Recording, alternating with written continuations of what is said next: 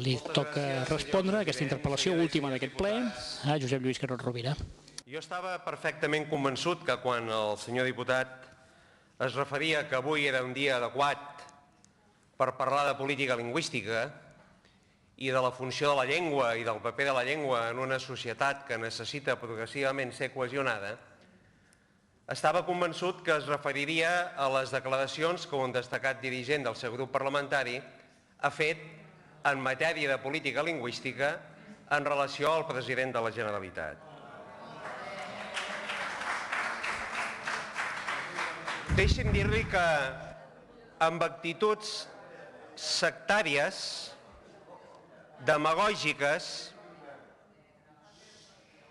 i excloents en relació a la llengua, el català no avança. Deixi'm dir-li que aquestes declaracions, fetes no per una persona menor en l'estructura de la seva organització parlamentària, signifiquen en primer lloc una manca de respecte institucional al president de la Generalitat, respecte que vostès només han tingut pels presidents de la Generalitat posteriors al president Pujol, justament quan han plegat de presidents.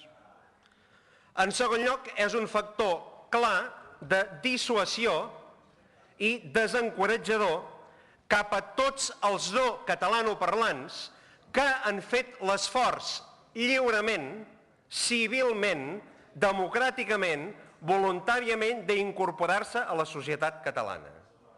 Què han de sortir? Cada vegada que algú que no és catalanoparlant de primera llengua, cada vegada que algú no té el català com a primera llengua i no és la llengua que parla a casa seva, ha de sortir segons qui a dir-li que no pronuncia bé o cita el nom amb aquesta llengua o amb aquesta altra? S'ha de sortir a reclamar-li un determinat nivell de coneixement del català? No estaria malament... És un tema excitant, la llengua. No estaria malament que algunes d'aquestes persones que reclamen nivell Cs no Cs, com aquells que parlen del CEO, potser són els primers que haurien d'anar a tenir el nivell C, i passin pel nivell C.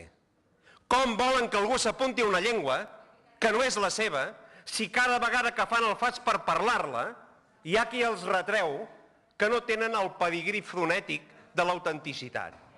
Això és un element... Senyors diputats... No, senyora, no. Senyor vicepresident, per un segon, sisplau. Els demano que mantinguin silenci.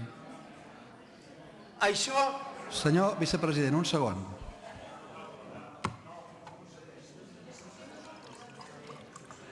Pot continuar. Pot continuar, senyor vicepresident. Moltes gràcies, senyor president. El senyor Carod Rovira continua. Què té a veure això amb aquella concepció civil